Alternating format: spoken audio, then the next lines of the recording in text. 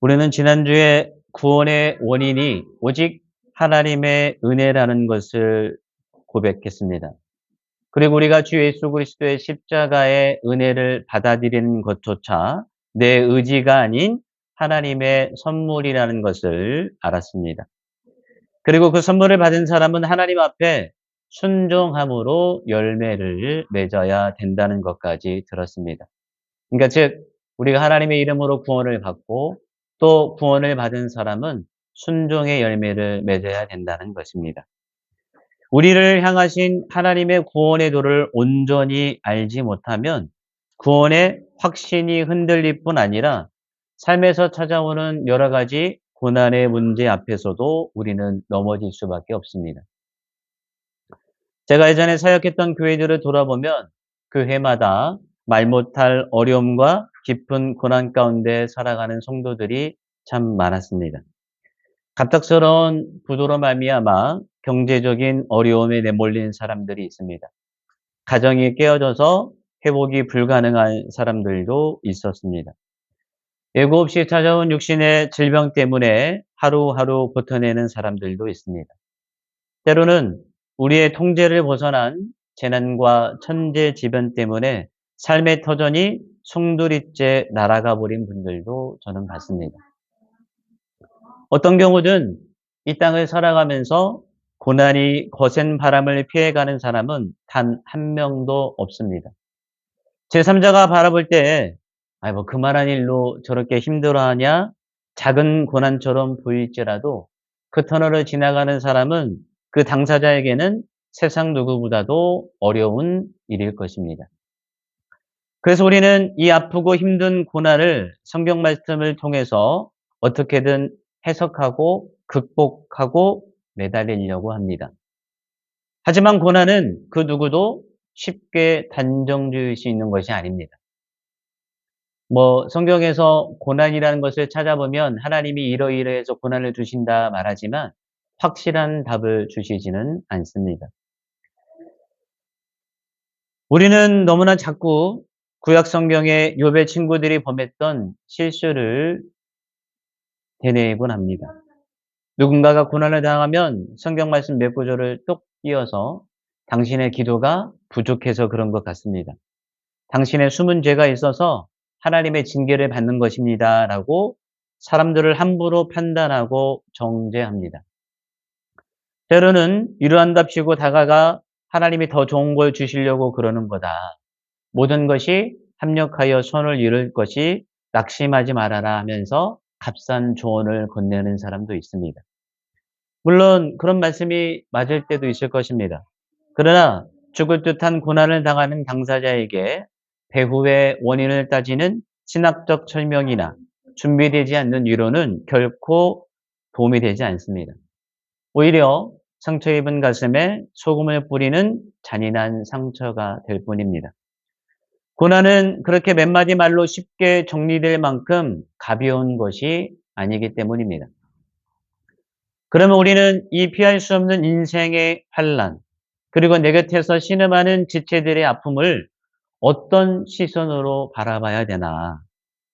오늘 바울 사도는 자신이 로마 감옥에 갇혀 있는 고난 한복판에 있습니다. 그 소식을 듣고 함께 낙심하고 있던 예배소 교회 성도들을 향해서 고난의 비밀을 바울은 선포합니다. 오늘 우리가 읽었던 12절, 13절이 그렇습니다. 우리 함께 봉독하겠습니다. 우리가 그 안에서 그를 믿음으로 말미암아 담대함과 확신을 가지고 하나님께 당당히 나아감을 얻느니라. 그러므로 너희에게 구하노니 너희를 위한 나의 여러 환난에 대하여 낙심하지 말라. 이는 너희의 영광이니라. 오늘 바울은 고난의 원인을 구구절절 설명하지 않습니다.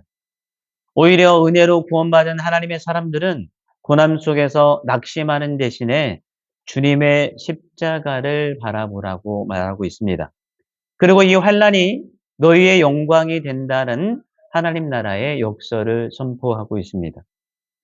오늘 주신 말씀을 통해서 내 인생의 고난을 판단하는 인간적인 시선을 내려놓기를 우리는 원합니다. 또한 십자가에서 우리와 함께 울고 계시는 하나님의 손길을 느낄 수 있기를 바랍니다.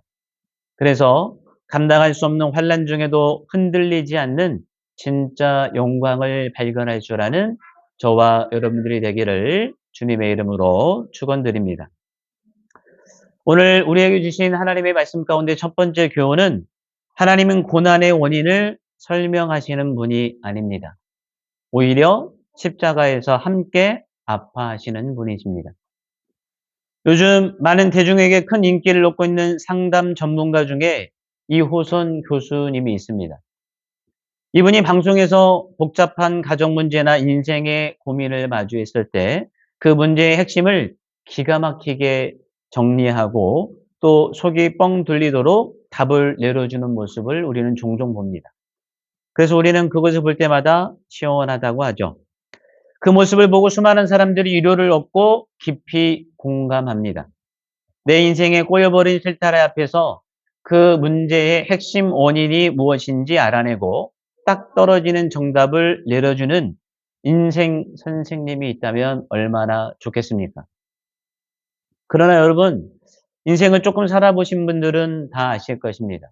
우리 삶에는 수학 공식처럼 답이 딱 떨어지는 일들이 별로 없습니다. 그 대표적인 것이 바로 고난입니다. 우리 하나님은 우주 만물을 창조하시고 인간의 안과 밖과 모든 것을 전지전능하신 분이기 때문에 다 아십니다. 경제적인 위기, 자녀의 방황, 불치병, 억울한 모함까지 그 수많은 고난 앞에서 하나님이 이호선 교수처럼 아니 그보다 더 확실하게 일일이 답을 내려주시면 얼마나 우리는 좋겠습니까? 내가 작년에 지은 죄 때문에 그 고난이 너한테 온 것이다. 이렇게 좋은 것을 주시려고 이런 어려움을 주신 것이다 라고 딱 부러져서 우리에게 말씀해 주셨으면 얼마나 속이 시원하겠습니까? 하지만 야속하게도 우리 하나님은 인생의 거대한 환난 앞에서 침묵하실 때가 많습니다. 아무리 울부짖어도 그 고난의 이유를 자세하게 설명해 주지 않습니다. 오늘 본문에서 바울을 보십시오.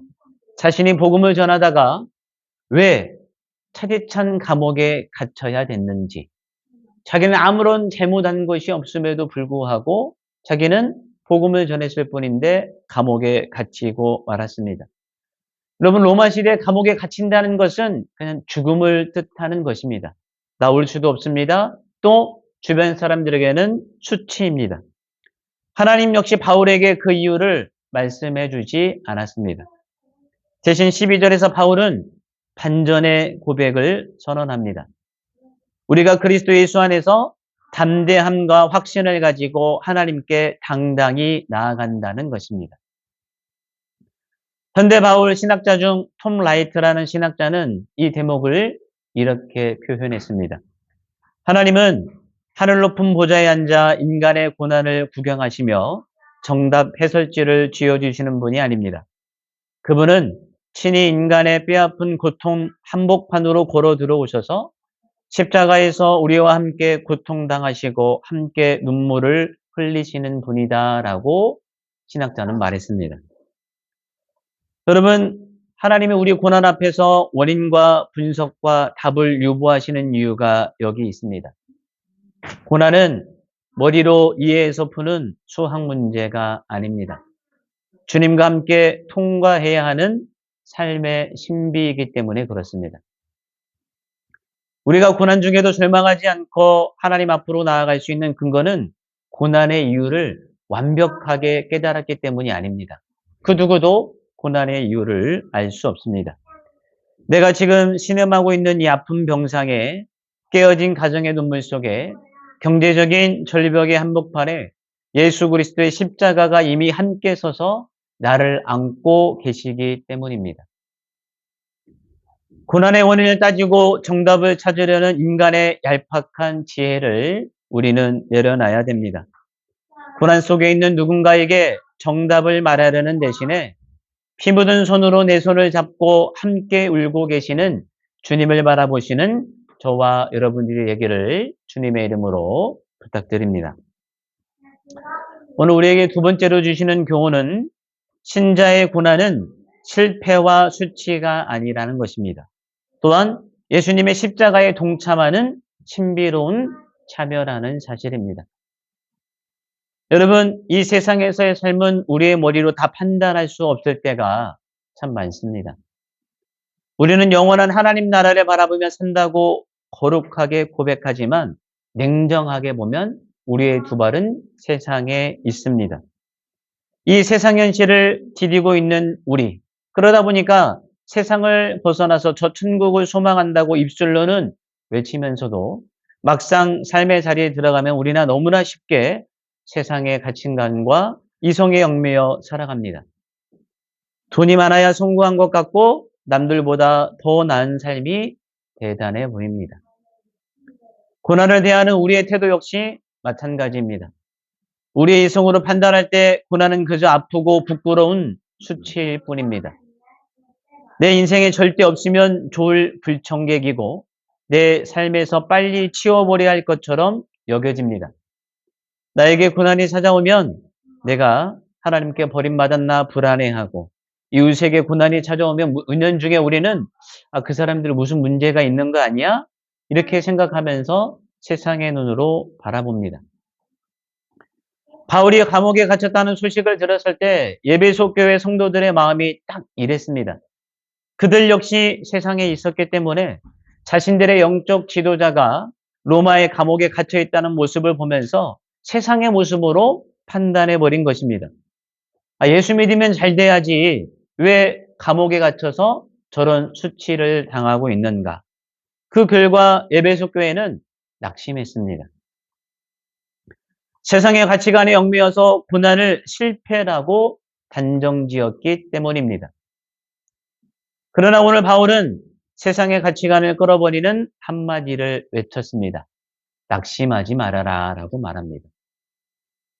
여러분, 눈을 들어 하나님 나라의 관점으로 고난을 볼 줄 알아야 됩니다.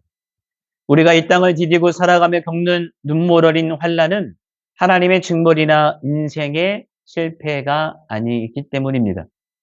그것은 세상의 아픔을 짊어지신 예수 그리스도의 십자가에 동참하는 것입니다. 예수님은 온 인류의 아픔과 눈물을 온몸으로 껴안으시고 십자가라는 가장 극심한 고난을 통과하셨던 분이십니다. 그렇다면 하나님의 전적인 은혜로 구원받아 그분과 동행하게 된 우리가 이 세상에서 마주하는 일상의 고단함과 아픔은 무엇을 의미합니까? 세상 사람들처럼 이성적으로 계산하며 고난을 요리조리 피해가고 내 안위만 챙기는 것이 아닙니다. 예수의 주권을 인정하는 진짜 신자들은 주님께서 그러하셨듯 이 땅의 아픔을 내 가슴의 한 부분 짊어지고 묵묵히 십자가의 길을 걸어가는 것입니다. 여러분의 발이 비록 이 세상에 묶여 있을지라도 세상의 가치관에 속아 내 고난을 수치라고 단정하지 마시길 바랍니다. 지금 겪고 계신 그 막막한 삶의 무게는 나를 위해서 가장 깊은 고통의 자리까지 내려오신 예수님의 십자가의 흔적에 동참하는 일이라는 것을 아셨으면 좋겠습니다. 오늘 주신 말씀 가운데 마지막으로 주시는 교훈은 왕이신 예수의 통치를 신뢰해야 됩니다. 그럴 때 우리의 환난은 눈에 보이지 않는 영원한 영광의 통로가 되는 것입니다. 마지막 13절 하반절에서 바울은 고난의 반전을 우리에게 선포합니다. 나의 환난이 너희에게는 영광이 된다라고 말하고 있습니다. 이것은 세상의 논리나 인간의 짧은 이성으로는 절대 이해할 수 없는 하나님 나라의 역설입니다. 어떻게 감옥에 갇힌 몰골이 내 앞에 해결되지 않는 아픔이 영광이 될 수 있겠습니까? 말이 안 되는 것 같죠. 멕시코 사막에는 아가베 아메리카나라고 하는 독특한 식물이 자라나고 있습니다. 이 식물의 별명은 세기식물입니다. 꽃을 피우고 열매를 맺기까지 짧게는 30년 정도가 걸린다고 합니다. 그러니까 이 식물은 평생 동안 척박한 사막에서 거칠고 날카로운 가시 이파리만 내밀고 있을 뿐 아름다운 꽃을 보여준 적이 거의 없습니다. 지나가는 사람들은 그저 쓸모없는 그런 꽃이라고 식물이라고 생각할 수 있습니다. 우리 인생의 고난이 꼭 이 아가베 아메리카노를 닮지 않았습니까? 수십 년 동안 내 삶에 뾰족한 가시 같은 질병과 경제적인 어려움과 상처만 가득합니다. 도무지 하나님의 영광스러운 꽃은 피어날 기미가 보이지 않습니다. 하나님, 내가 평생 눈물로 기도했는데 내 왜 당대에는 아무런 열매가 없습니까? 가슴을 치며 답답해하는 사람들이 있습니다. 내 짧은 이성으로는 이 기나긴 침묵과 환란의 세월이 그저 버려진 것 같고 수치스럽기만 느껴집니다. 하지만 여러분, 이 식물의 진짜 신비는 생의 마지막 순간에 일어납니다. 수십 년의 시간을 깨고 마지막 시간에 단 몇 주간에 자신의 몸의 진액을 전부 짜내서 수많은 꽃대를 하늘 높이 쏘아 올린다고 합니다. 그리고 그 끝에 수천 개의 찬란한 황금빛 꽃과 열매를 피워내서 사막 전체를 영광으로 뒤덮습니다. 평생 동안 그 거친 가시 속에서 눈에 보이지 않게 영광의 열매를 맺을 에너지를 소리 없이 축적하고 있었던 것입니다. 우리의 고난과 하나님 나라의 신비가 바로 이와 같습니다. 우리의 나약한 이성은 지금 당장 내 눈앞에 좋은 열매를 맺고 정답을 보기를 원합니다. 내가 지금 눈물 흘려 기도했으니까 지금 당장 일이 풀리고 지금 당장 내 삶이 풀려야 하나님의 영광이라고 우리는 생각합니다. 하지만 로마 감옥에서 차디차게 죽어갔던 바울을 봐도 우리는 알 수 있습니다. 그는 자신의 눈으로 복음의 최종 승리를 다 보지 못했습니다. 그는 일평생 복음을 전하는데 자신의 삶을 바쳤던 사람입니다. 감옥이라는 척박한 사막에서 평생 가시찔림 같은 환난만 당하다가 인생이 끝난 것처럼 보였습니다. 세상의 이성으로 보면 그는 실패한 인생입니다. 그러나 그가 감옥에서 심은 고난의 진액은 수백 년의 수천 년의 지난 오늘 이 자리에 있는 저와 여러분에까지 하나님 나라의 구원의 영광으로 아름답게 피어났습니다. 바울은 이 땅에서 눈으로 열매를 보지 못했으나 하나님의 영원한 시간 속에서 그의 환난은 마침내 우리의 영광이 되었던 것입니다. 내 당대의 눈으로 지금 당장 정답이 보이지 않고 열매가 없을지라도 절대 낙심하지 마시길 바랍니다. 하나님은 영원이라는 거대한 시간 속에서 우리의 눈물 어린 고난과 순종을 재료 삼아서 세상에 감당할 수 없는 가장 아름다운 열매를 우리에게 주실 것입니다. 여러분, 인생의 광야에서 애가 없는 고난을 맞이했을 때 인간의 짧은 이성으로 그 원인을 다 안다고 자만하지 말아야 됩니다. 반대로 내 믿음이 없어서 그런가 하며 낙심의 구덩이에 빠져서도 안 됩니다. 우리가 믿는 하나님은 우리의 아픔을 저 멀리 하늘 보좌에서 구경만 하고 계시는 분이 아닙니다. 오늘 내 눈물 고인 삶의 자리에 친히 내려오셔서 피 묻은 손으로 내 손을 잡고 함께 울고 계시는 분이십니다. 내 주머니가 비어있을 때, 내 몸이 병들었을 때, 내 가정이 무너져 내릴 때 주님은 십자가의 고통으로 내 아픔을 먼저 안아주십니다. 이번 한 주간 세상의 가치관에 속아서 내 고난을 실패와 수치로 단정짓지 마시길 바랍니다. 내 삶의 모든 감옥과 정답 없는 현실 앞에서도 낙심하지 마시길 바랍니다. 우리와 함께 아파하시는 주님께서 우리의 손을 잡아주시고 그러기 때문에 우리도 신실하게 걸어갈 수 있을 것입니다. 이번 한 주간 주님의 이름으로 주님의 늘 함께 하심으로 건강하고 안전하고 평안한 삶을 살아가시는 저와 여러분들이 되기를 주님의 이름으로 축원드립니다. 아멘.